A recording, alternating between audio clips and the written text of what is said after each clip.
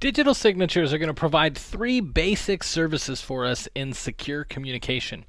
First of all, they're going to provide us an authenticity of our digitally signed data. So overall, what we're going to do at a very high level is we're going to take some data, just like we would take a letter that we wrote, and we're going to sign it. And that way it's authenticated that it was us that initiated this data or created this. So it provides authenticity. It also provides integrity of that digitally signed data. It's a guarantee that the data has not been changed while it's in transit, and we'll see that in our example in just a moment.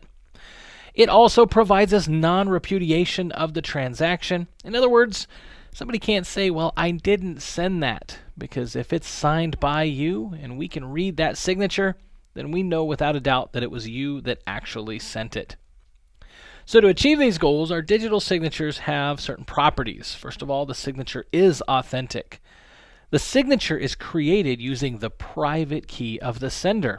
Now you already know about asymmetric encryption, public and private keys. We're dealing with a signature using a private key, and then we're going to read that using the public key. The signature is not forgeable. The signature is not reusable. Once it's signed, we can't carry that over to another document and sign it. It just doesn't work that way. And again, you'll see why when we look at the example in just a moment. The signature cannot be altered and it cannot be repudiated. You cannot claim that it wasn't you that sent it. So let's look at an example of how RSA digital signatures work. Now, I'm very specific here with RSA digital signatures because I'm assuming that we're going to use RSA as our encryption as we create this signature. But really, there are two elements to a digital signature. There's a hash function and there's an encryption function. So here's what it looks like. Let's start out with this purchase order for $100,000. So this purchase order is going to be hashed. Now, why are we going to hash it? Well, remember, we can take this data and we can encrypt that data using our private key. The problem is that it is computationally expensive to do that. So rather than encrypt the entire data, what we're going to do is we're only going to hash the data. We'll use SHA-1. Remember, that's our 160-bit hash function.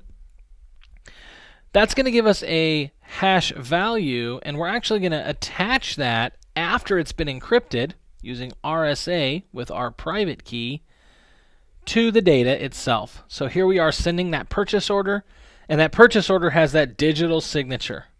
Now remember, that digital signature is a hash of the data that's been encrypted. That gets to the other side. Now there's sort of two things that are going to happen on the receiving device. So the receiving device already has to have our public key, and on this example, it does. So they're going to take that signature, and they're going to decrypt it using our public key. Now that's going to reveal to them that hash value that was created from the original data. The next thing they're going to do is take that original data, they're going to run it through that SHA-1 hash, and they're going to come out with their hash value. And the next thing that we're going to do is look to see if the two are equal. If they're equal, then we have authenticated and validated the data that's been sent. We also know that it has not been tampered with in transit. If we were to change one of these zeros in transit, well, that hash there is going to be different.